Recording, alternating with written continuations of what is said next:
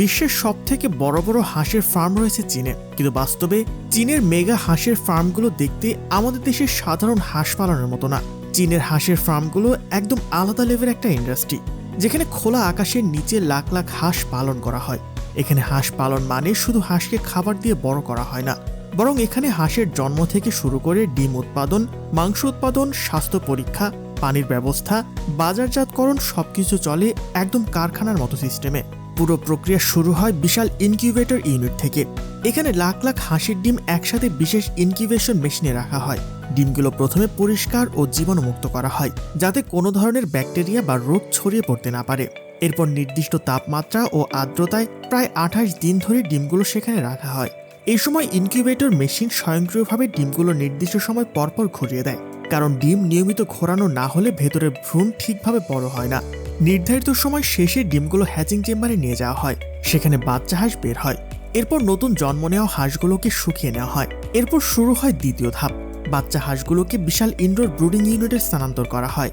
এই ইউনিটগুলো বাইরে থেকে বড় গুদাম ঘরের মতো দেখলেও ভেতরে পুরো পরিবেশ নিয়ন্ত্রিত থাকে, কারণ জন্মের পর প্রথম কয়েক সপ্তাহ বাচ্চা হাঁস ঠান্ডা সহ্য করতে পারে না, তাই ভেতরে নির্দিষ্ট তাপমাত্রা বজায় রাখা হয়। মেঝেতে খড় বা বিশেষ ধরনের শুকনো বিছানা ব্যবহার করা হয়।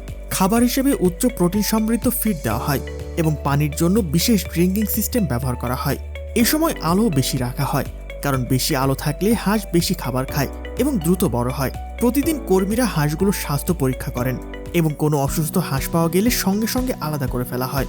সাধারণত 2 থেকে 4 সপ্তাহ পর্যন্ত হাঁসগুলো এই বন্ধ পরিবেশে থাকে। এই সময়ের মধ্যে তাদের শরীর শক্ত হতে শুরু করে এবং ধীরে ধীরে পালক গজায়। একই সঙ্গে তাদের রোগ প্রতিরোধ ক্ষমতা বাড়ানোর জন্য প্রয়োজনীয় ভ্যাকসিন দেওয়া হয়। অনেক ক্ষেত্রে পানির সঙ্গে ভিটামিন এবং খনিজ উপাদান মিশিয়ে দেওয়া হয়, যাতে হাঁসগুলো দ্রুত সুস্থভাবে বেড়ে উঠতে পারে। যখন হাঁসগুলো কিছুটা বড় হয়ে যায় তখন ধীরে ধীরে তাদের খোলা মাঠে ছেড়ে দেওয়া হয়, তবে প্রথম দিন থেকেই পুরো সময়ের জন্য বাইরে রাখা হয় না। প্রথমে কয়েক ঘন্টার জন্য বাইরে ছাড়া হয় এবং পরে আবার ভেতরে নিয়ে আসা হয়। এভাবে ধীরে ধীরে তারা বাইরের পরিবেশের সঙ্গে মানিয়ে নেয়। চীনের বড় হাঁসের ফার্মগুলোতে বিশাল জলাধার, পুকুর কিংবা কৃত্রিম লেক তৈরি করা হয়, যেখানে হাঁসগুলো সাঁতার কাটতে পারে। পানিতে থাকার সুযোগ পেলে হাঁসের বৃদ্ধি আরও ভালো হয় এবং তাদের শরীরও সুস্থ থাকে। খোলা মাঠে হাঁস পালনের সময় সবচেয়ে গুরুত্বপূর্ণ বিষয় হলো খাদ্য ও পানির ব্যবস্থা। এজন্য বড় বড় ফিডিং স্টেশন তৈরি করা হয়। অনেক ফার্মে আবার বিশেষ ফিডিং ট্যাঙ্কের মাধ্যমে মাঠের বিভিন্ন স্থানে খাবার সরবরাহ করা হয়।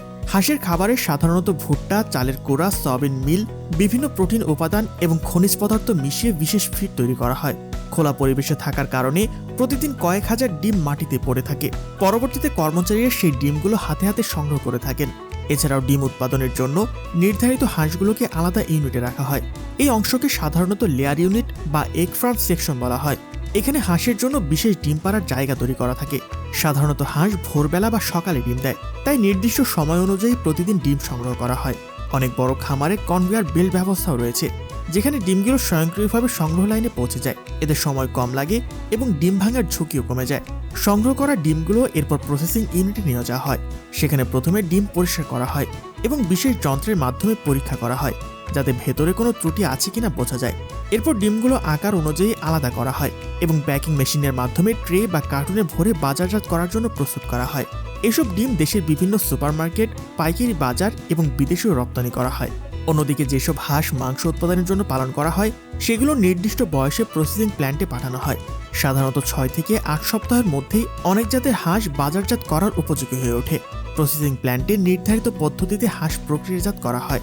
এরপর মাংস পরিষ্কার করে বিভিন্ন অংশ আলাদা করা হয়। কিছু হাঁস সম্পূর্ণ অবস্থায় বিক্রি করা হয়, আবার কিছু হাঁসের বুকের মাংস, লেগ বা উইং আলাদা করে প্যাক করা হয়। এরপর এগুলো ঠান্ডা অবস্থায় বাজারে সরবরাহ করা হয়। এভাবেই চীনের মেগা হাঁসের ফার্মগুলো একটি বিশাল শিল্প হিসেবে পরিচালিত হয়। ডিম থেকে বাচ্চা উৎপাদন, নিয়ন্ত্রিত পরিবেশে লালন পালন, খোলা মাঠে বড় করা, ডিম ও মাংস উৎপাদন, তারপর প্রক্রিয়াজাতকরণ, প্যাকেজিং এবং বাজারজাতকরণ সবকিছু নির্দিষ্ট নিয়ম ও প্রযুক্তির মাধ্যমে পরিচালিত হয়। বাইরে থেকে এগুলো সাধারণ হাঁসের খামার মনে হলেও বাস্তবে এগুলো একটি বিশাল শিল্প সাম্রাজ্য, যেখানে চীন শুধু হাঁস রপ্তানি করে কয়েক শত মিলিয়ন ডলার আয় করে থাকে।